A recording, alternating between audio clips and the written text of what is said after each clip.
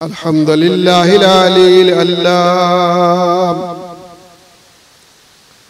वस्सलातु वस्सलामु अला सय्यिदिल अंबियाइल किराम व अला आलिहि व अस्हाबिहिल्लज़ीना हुम फाज़ू बिद्दीनित ताम। अम्मा बाद फ़अऊज़ु बिल्लाहि मिनश शैतानिर रजीम। बिस्मिल्लाहिर रहमानिर रहीम। वलसौफ़ युअतीका रब्बुका फ़तर्दा। सदक़ल्लाहुल अज़ीम व सदक़ रसूलुहुन नबियुल अमीनुल करीम। वनहनु अला ज़ालिका लमिनश शाहिदीन वश्शाकिरीन वल्हम्दुलिल्लाहि रब्बिल आलमीन। बारगाह रिसालत माब सल्लल्लाहु अलैहि वसल्लम में दुरूद पाक की नजरें पेश कर ले। अल्लाहुम्मा सल्लि अला सय्यिदिना मौलाना मुहम्मदिन मादिनिल जूद वल करम वाला आलिहिल किराम बारिक वसल्लिम सलातुम व सलामुन अलैका या रसूल अल्लाह। अल्लाह की सरताबा कदम शान है ये, अल्लाह की सरताबा कदम शान है ये। इंसान नहीं इंसान वो इंसान है ये। कुरान तो ईमान बताता है इन्हें, ईमान ये कहता है मेरी जान है ये।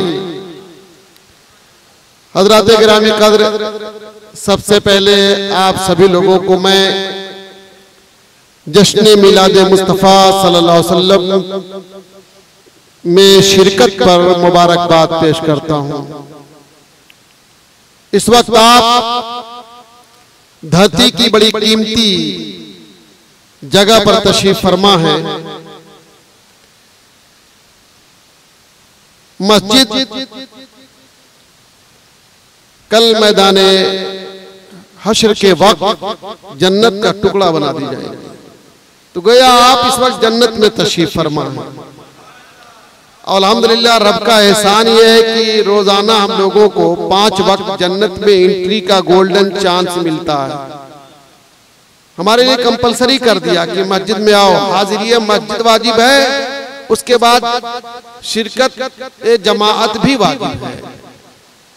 जमाअत से नमाज पढ़ना भी वाजिब है मर्दों पर, और हाजिरियत मस्जिद भी वाजिब है। दो अलग अलग वाजिब है। ऐसा नहीं कि सिर्फ हाजिरिये मस्जिद वाजिब है और जमात में शिरकत वाजिब नहीं है, बल्कि दोनों वाजिब है।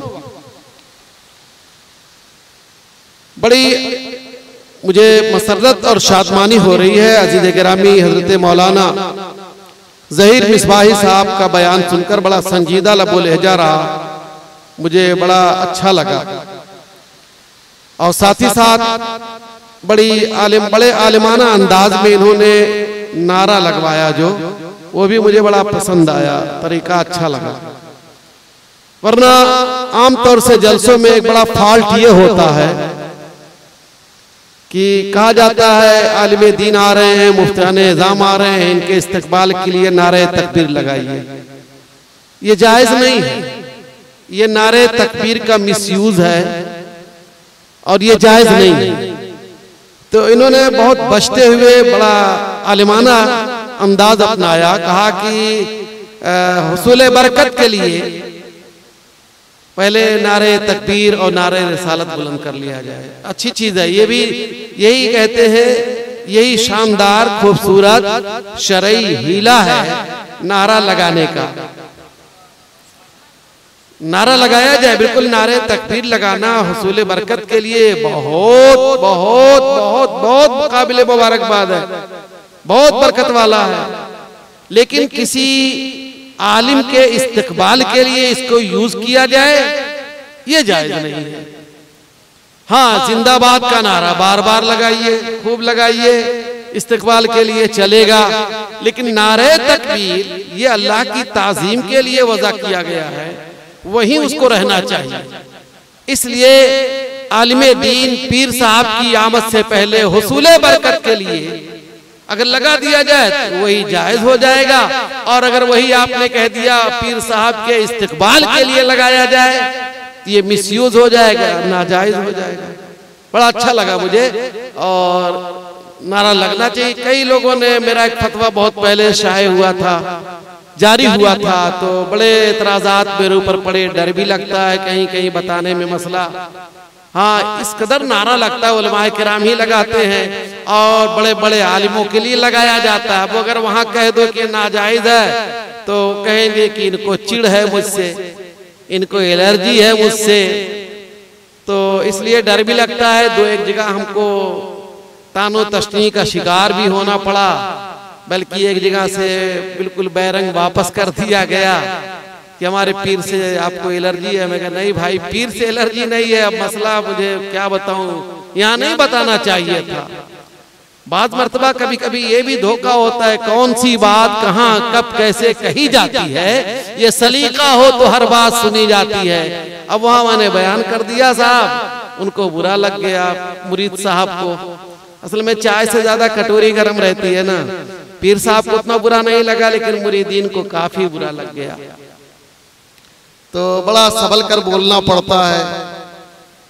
दरूद शरीफ पढ़ ले, अल्लाहुम्मा सल्ली अला सय्यिदिना मौलाना मुहम्मद मादिनिल जूद वल करम व अला आलिहिल किराम बारिक वसल्लम सलातुम व सलामुन अलैका या रसूलल्लाह। बड़ी मालूमाती तकरीर आपने समाअत फरमाई, मालूमात में इजाफा हुआ होगा आप हजरात के, और वाकई हदीस की रोशनी में नूर का जो तसलसल इन्होंने बयान किया वाकई बड़ा मालूमाती रहा, अच्छा रहा। अल्लाह इनकी उम्र में, इल्म में, अमल में, सेहत में बरकत अता फरमाए, और शैतान के मकरू फरेब, हासिदीन के हसद, दुश्मनों के शर से महफूज रखे।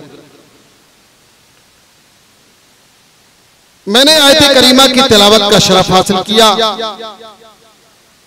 रब्बे करीम अपने परवरदिगार, रब्बे करीम अपने महबूब आजम सल्लल्लाहु अलैहि वसल्लम की शान बयान फरमाता है, वला सौफा युअतीका रब्बुका फतरदा।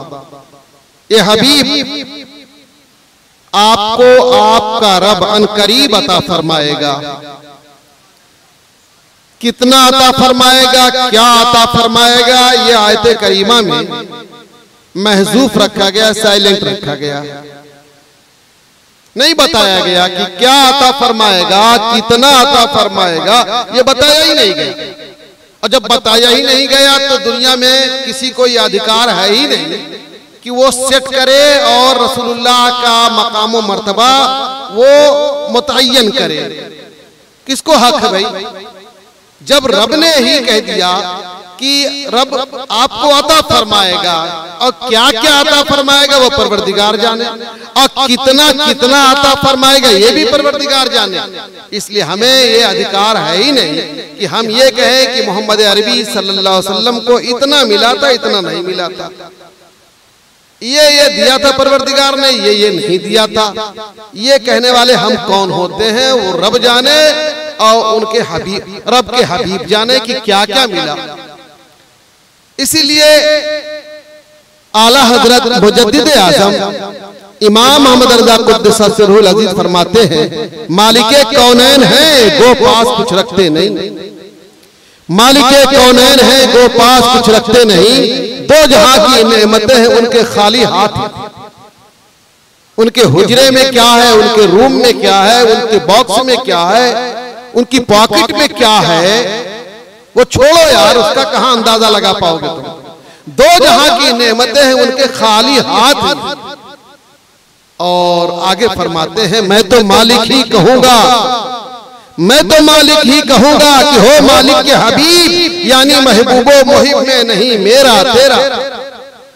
और उन्हीं के खानवादे के आला हजरत के उलूम के वारिस हजरत ताजुश शरिया अलैहि रहमत व रिदवान फरमाते हैं कि नबी मुख्तारे कुल है जिसको जो चाहे अता कर दे।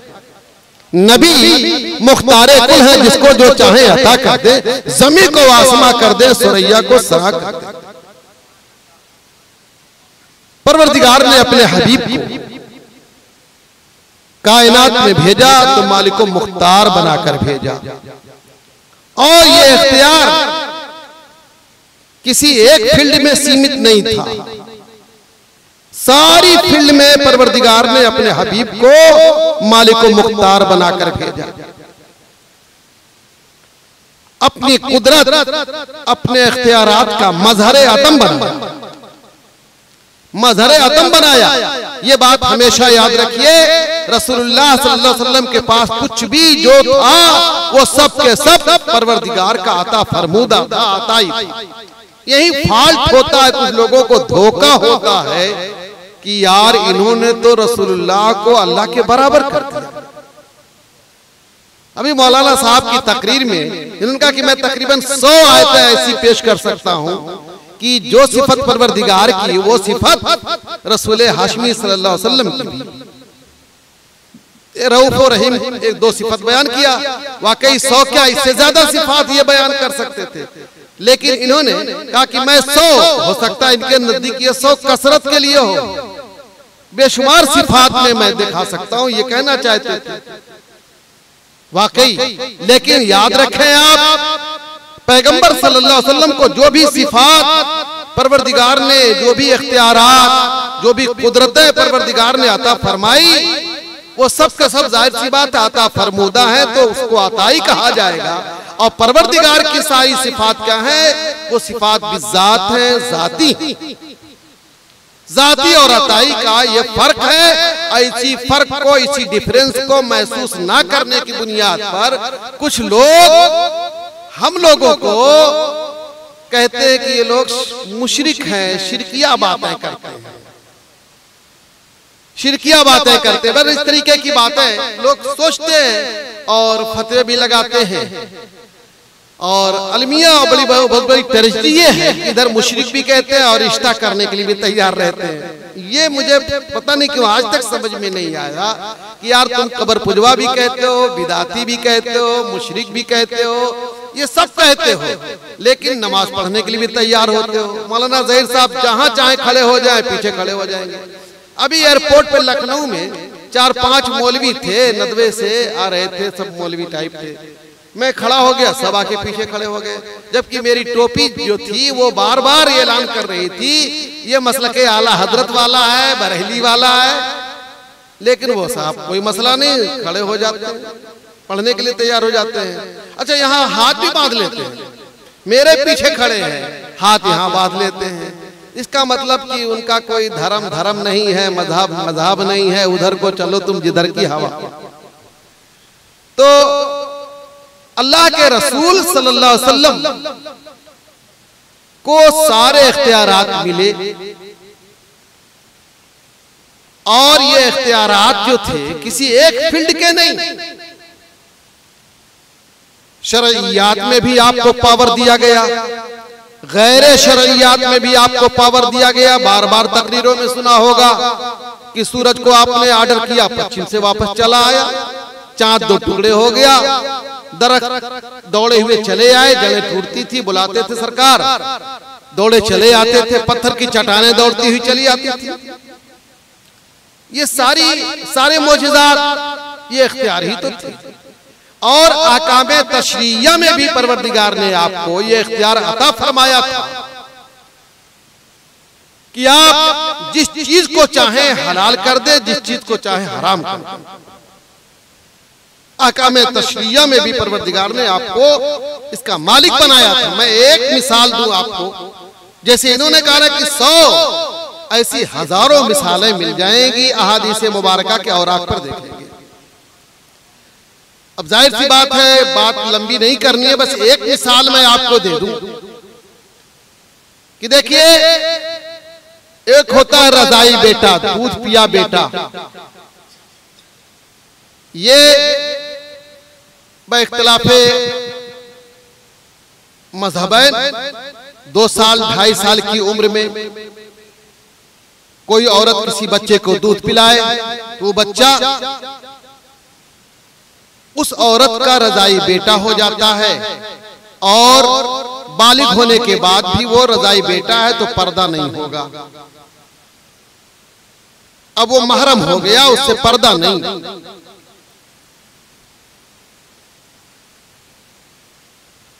लेकिन 2.5 साल के बाद 5 साल का लड़का या 10 साल का लड़का या 12 साल का लड़का या 20 साल का आदमी किसी औरत का दूध पिए तो हरगिज़ वो रज़ाई बेटा नहीं बन पाएगा, हरगिज़ नहीं बन पाएगा। इसलिए कि उसके लिए उम्र मुतय्यन है, बस 2-2.5 साल के अंदर जो दूध पिएगा किसी औरत का वही रज़ाई बेटा बनेगा।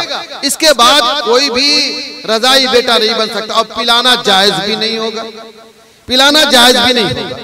तो ये मसला बिल्कुल कन्फर्म है, परफेक्ट है और सारे मकातिबे फिक्र के यहाँ भी यही मुत्तफक है।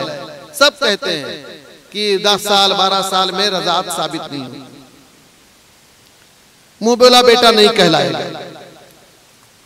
एक मौका है, सरकार अलैहिस्सलातु व तस्लीम की बारगाह में हजरते हुज़ैफा आए तो हजरते हुज़ैफा से सरकार दो आलम सल्लल्लाहु अलैहि वसल्लम ने, हजरत हुज़ैफा ने सरकार की बारगाह में अर्ज किया, या रसूलल्लाह पता नहीं क्यों आजकल जबान बड़ी तेज होती चली जा रही है, यानी हमारी भाषा में, हमारी लैंग्वेज में गरमा जाता हूँ थोड़ी थोड़ी देर में। कुछ लोग होते हैं ना बड़ी जल्दी से हीट हो जाते हैं। तो कह रहे थे कि मेरा हाल कुछ ऐसा होता जा रहा है, कुछ इलाज बताइए। लेकिन या रसूल अल्लाह ये जो मैं गर्म होता हूँ सबके सामने नहीं, घर में जाता हूँ तो पता नहीं क्यों अजीब सी कैफियत होती है और मैं गर्म हो जाता हूँ। सरकार अलैहिस्सलातु व तस्लीम से इलाज पूछा, अल्लाह के रसूल ने फरमाया आइना अंता मिनल इस्तिग़फ़ार, तुम्हारी इस्तिग़फ़ार की पोजीशन क्या, इस्तिग़फ़ार की पोजीशन क्या, इस्तिग़फ़ार कितना पढ़ते हो तुम, क्या है 100 मरतबा पढ़ते हो कि 200 मरतबा पढ़ते हो दिन भर में। इतना जब पूछा सरकार इस्लाम ने तो उन्होंने कुछ बताया कि इतना पढ़ता हूं मैं इस्तिग़फ़ार, है ना कुछ लोगों की आदत है 100 मरतबा 200 मरतबा 300 मरतबा इस्तिग़फ़ार। हज़रत अबू हुरैरा रज़ियल्लाहु ताला अन्हु कहते हैं मैं सरकार के चौखट के पास सोया करता था, एक एक नशिस्त में सरकार अलैहिस्सलाम से 70 मरतबा इस्तिग़फ़ार के कलमे सुन लेता था, अस्तग़फिरुल्लाह रब्बी मिन कुल्लि ज़ंबि व अतूबु इलैह। यानी बहुत ज्यादा, 70 भी कसरत के लिए होगा, बहुत ज्यादा सुन लेता था। यानी सरकार खुद मासूम है लेकिन इस्तिग़फ़ार कसरत से आप करते हैं। हमारी और आपकी तालीम के लिए और अल्लाह करीम ने उनके मर्तबे को जो बुलंद फरमाया वरफ़अना लका ज़िक्रक, तो अब उसमें क्या हम कह सकते हैं, हमारी और आपकी तालीम के लिए। जब पूछा कि तुम इस्तिग़फ़ार कितना पढ़ते हो तो कुछ बताया, तो फरमाया अक्सरिल इस्तिग़फ़ार, थोड़ा और बढ़ा दो, डोज बढ़ा दो, इस्तिग़फ़ार की डोज बढ़ा दो। अगर गर्मी है दिमाग पे और गुस्सा हो रहे हो बार बार तो ऐसा करो कि गुस्सा नरम करने के लिए, ठंडा करने के लिए क्या करो, डोज बढ़ा दो थोड़ा इस्तिग़फ़ार की। गोया ये इलाज है। बहुत से लोग तावीज़ लेने आते हैं कि मेरा बेटा या मैं बहुत गुस्सा करता हूँ, हजरत कुछ करिए ना, तो उसका इलाज सरकार अलैहिस्सलाम की तरफ से ये है कि इस्तिग़फ़ार की कसरत शुरू करो, ऑटोमेटिक गुस्सा ठंडा हो जाया करेगा और कम गुस्सा करेंगे आप। चले गए वो, इस्तिग़फ़ार की कसरत भी करी उन्होंने, आप बढ़ाया, लेकिन घर में जब जाते थे पोजीशन वही रहती थी। एक दिन उनकी हरम मोहतरम अहलिया मोहतरमा, नाम था हजरत सहला, उनका नाम था सहला, बहुत घबरा गई घर में कि यार ये रोजाना आते हैं, जब आते हैं तो गर्म होकर ही आते हैं और गर्मा जाते हैं कायदे से। एक दिन धीरे से गई सरकार अलैहिस्सलातु व तस्लीम की बारगाह में, अल्लाह के रसूल ने किसी को भेजा, देखो वो खातून किस लिए आई है। तो वो करीब आई, या रसूल अल्लाह आजकल हुज़ैफा न जाने क्यों घर में जब आते हैं तो बड़ा गर्म रहते हैं, बहुत डांट फटकार सबको करते रहते हैं, या रसूल अल्लाह कुछ करिए ना। अल्लाह के रसूल सल्लल्लाहु अलैहि वसल्लम ने हजरत हुज़ैफा को बुलवाया। हजरत हुज़ैफा से कहा कि ये क्या मामला है, मैं सुन रहा हूँ तुम्हारी बीवी शिकायत करने आई है तुम्हारे बारे में, ये क्या मामला है, हद हो गई होगी तभी तो ये आई हैं। कहा हाँ या रसूलल्लाह ये सच कह रही हैं। गुस्सा कंट्रोल नहीं हो रहा मेरा, बहुत गुस्से में रहता हूं घर में जाने के बाद। आखिर वजह क्या है, क्यों ऐसा तू करता है? तो हजरत हुज़ैफा ने फरमाया, अर्ज किया, या रसूल अल्लाह, एक गुलाम था, छोटा सा था, मुझे मिला था, किसी जंग में गिफ्ट में मिला था वो। अब वो बड़ा होता गया, धीरे धीरे बड़ा हो गया, बालिग हो गया। और बालिग होने के बाद भी ये गुलाम अंदर आता जाता है और ये कोई परवाह नहीं करती, ये परवाह नहीं करती। इसको तो डांटना चाहिए ना, भगाना चाहिए ना अपने सामने से, ये परवाह नहीं करती। या रसूल अल्लाह, बालिग जब हो गया है, अगरचे घर पे पला बढ़ा, वो भी रजाई भी नहीं है, अजनबी ना है, कैसे वो घर में आ रहा जा रहा, और ये बातें भी करती है उससे। मुसलमानों जरा सोचो, हम लोग अपने घरों की औरतों को कैसी इजाजत दे देते हैं, किसी भी अजनबी से वो बात कर लेती हैं, दूध वाले से बात कर लेती हैं, कपड़े वाले से बात कर लेती हैं, सब्जी वाले से बात कर लेती हैं। मैंने बॉम्बे में देखा, हजरत रस्सा नीचे लगाती हैं, हाँ 5 किलो दे देना इसमें, अरे कितना हुआ, अरे इतना तो महंगा तुम दे रहे हो, इस तरीके के। और भी शहरों में मैंने देखा वो रस्सा, हमारे बनारस में भी ये है कि रस्सी लटकाती हैं, फ्लैट में रहते हैं लोग। लेकिन ये क्या, अजनबी से बातचीत करना हराम हराम हराम। अल्लाह के रसूल सल्लल्लाहु अलैहि वसल्लम की बारगाह में सहाबिया पहुंचती हैं और हजरत हुज़ैफा ने यही शिकायत किया कि ये बात करती है और मुझे ये गवारा नहीं या रसूल अल्लाह, इसलिए मैं ये भगाता हूं, कभी इसको डांटता हूं, कभी लड़के को डांटता हूं कि तू क्यों आ गया है। उस पर भी इसको बुरा लगता है जब मैं लड़के को भगाता हूं। तो हजरत अल्लाह के रसूल सल्लल्लाहु अलैहि वसल्लम ने मुस्कुराकर हजरत सहला को देखा, कहा क्यों? कहा हाँ या रसूल अल्लाह, ये बात तो है, बचपन से है, बड़ा प्यार हो गया उससे, बड़ी मवद्दत मोहब्बत हो गई या रसूल अल्लाह, कैसे भगाया जाए उसे? ये तो भगा लेते हैं, मैं नहीं भगा पाती हूँ। औरतें नरम दिल होती हैं, वो भी बचपन से पले बढ़े, या रसूल अल्लाह मुझसे नहीं हो पा रहा है। मेरे आका सल्लल्लाहु अलैहि वसल्लम को रहम आया, फजल फरमाया, सहला चाहती क्या हो तुम? सहला क्या चाहती हो तुम? हजरत सहला ने कहा, रसूल अल्लाह मैं तो यही चाहती हूँ, तबीयत तो यही चाहती है कि वो जैसे कल आता था वैसी आता जाता रहे, लेकिन अगर शरीयत इसको मना करती है तो सहला की करोड़ों तबीयतें इस पर कुर्बान, मैं कल से इस पर जबरी ब्रेक लगाऊंगी और इसको रोकूं।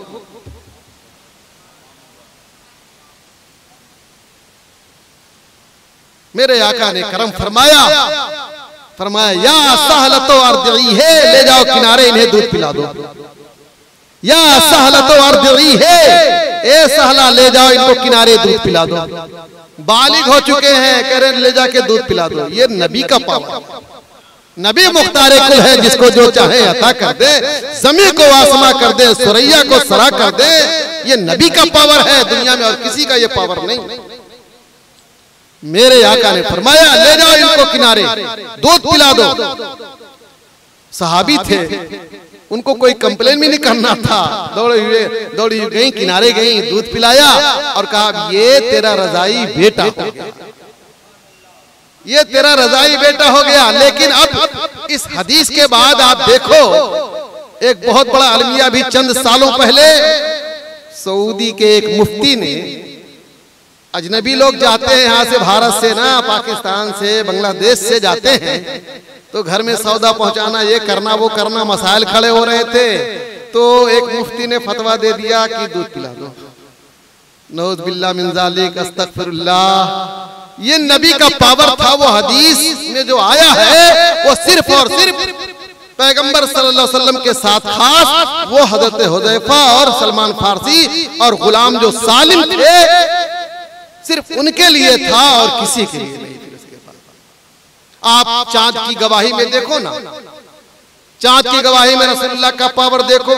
हजरत खुज़ैमा के लिए जो रसूलुल्लाह ने तमगा आता फरमाया, अब वो उसके बाद हजरत खुज़ैमा के बाद किसी के लिए भी नहीं, न सिद्दीक़ अकबर के लिए, न फारूक आज़म के लिए। अल्लाह के रसूल सल्लल्लाहु अलैहि वसल्लम ने एक यहूदी से एक ऊंट का सौदा किया, सौदा कंप्लीट हो गया, बात तय हो गई, पक्की हो गई। अरब का कल्चर था कि जब बात पक्की हो जाए दो आदमी के दरमियान तो तीसरे को उस पर दाम लगाने की इजाजत नहीं। अल्लाह के रसूल ने यही मसला भी हमें बता दिया, ला तसूमू अला सौमे गैरिही। जब कोई भाव कर रहा है तो तुम भाव मत लगाओ, वो हट जाए तब जाकर के तुम उस पर भाव लगाओ। तो सौदा कंप्लीट हो गया। अल्लाह के रसूल ने यहूदी से कहा तुम पीछे पीछे आओ, चलो घर पे मैं तुमको पेमेंट कर देता हूं।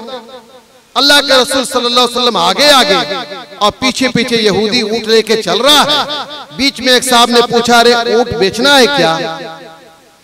कितने में बेचा? तुमने कहा बिक गया है। कहा कितने में बेचा? इतने में। कहा अरे तो बहुत सस्ता, मुझसे कुछ बढ़ा के मुझसे ले लो, कुछ बढ़ा लो मुझे दे दो। उसके मुंह में पानी आ गया यहूदी के। वो कह रहा मोहम्मद ठहरो, अब ये ऊंट तुमको नहीं दूंगा, ये ऊंट अब तुमको नहीं दूंगा। अल्लाह के रसूल सल्लल्लाहु अलैहि वसल्लम ने फरमाया, यार बात तो मेरी हुई है, पक्की फाइनल हो चुकी है, बस पेमेंट बाकी है, ये तू क्या कर रहा है? यहूदी ने कहा कि कहाँ हुई, कब हुई, कोई गवाह है आपके पास? कोई गवाह है आपके पास? जाहिर सी बात है जाहिर में तो कोई गवाह नहीं था। अल्लाह के रसूल सल्लल्लाहु अलैहि वसल्लम खामोश थे। कुछ कहना चाहते थे कि इतने में एक सहाबी रसूल जिनका नाम खुज़ैमा था, वो आ गए। अस्सलातु वस्सलामु अलैका या रसूल अल्लाह। मेरे आका ने जवाब दिया। खुज़ैमा ने पूछा, या रसूल अल्लाह क्यों यहाँ खड़े हैं, बात क्या है? कहा देखो इस ऊंट का इससे मेरा सौदा हो गया, बात पक्की हो गई, पेमेंट बाकी है। अब ये कह रहा है कहाँ पक्की हुई, कब बात हुई, गवाह मांग रहा है। बज़ाहिर कोई तो गवाह था नहीं जब मैंने सौदा किया।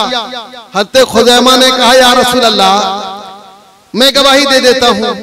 सुन यहूदी, तेरे रब, तेरे रसूल मूसा की कसम, मूसा के रब की कसम, तेरे पैगंबर मूसा के रब की कसम, मोहम्मद ने खरीदा है, तुमने बेचा। मोहम्मद ने खरीदा है, तुमने बेचा। मोहम्मद ने खरीदा है, तुमने बेचा है। ये कसम खा करके हज़रत खुज़ैमा ने गवाही दी। उसको गवाह चाहिए था, वो लाजवाब हो गया। ऊंट हवाले किया, रसूलुल्लाह लेकर के गए, पेमेंट किया और चला गया वो। फिर हज़रत खुज़ैमा से रसूलुल्लाह ने पूछा, ये बताओ जिस वक्त मैं ऊंट का सौदा कर रहा था, बात कर रहा था, तो उस वक्त तो तुम थे नहीं, तुमने गवाही कैसे दे डाली? कैसे गवाही दे डाली? हज़रत खुज़ैमा ने कहा, या रसूल अल्लाह एक दो चीज हो तो बताऊं, न जाने कितनी चीजें आपके कहने की बुनियाद पर मैंने गवाही दे डाली है। अल्लाह के एक होने की गवाही मैंने दी है, आपके पैगंबर होने की गवाही मैंने दी है। मुझे क्या पता कि कब आपको पैगंबरी मिली है। आपने कहा मैं पैगंबर हूं, मैंने गवाही दे डाली। मैंने जन्नत की गवाही, अर्श कुर्सी की गवाही, एक दो बातें नहीं न जाने कितनी बातों की गवाही बगैर देखे मैंने दी है। और रब के वजूद की गवाही मैंने दी, बस एक देखने वाले का कहा मान लिया है। हे परवरदिगार, बिन देखे हमने तुझे खुदा मान।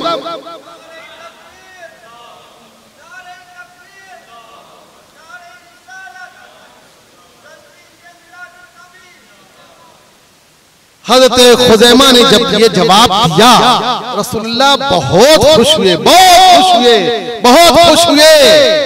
इरशाद फरमाया, मन शहद लहू खुज़ैमतो फहुवा हस्बु। खुज़ैमा जिस काम में गवाही दे दे, जिस कांड में गवाही दे दे, ये अकेले काफी।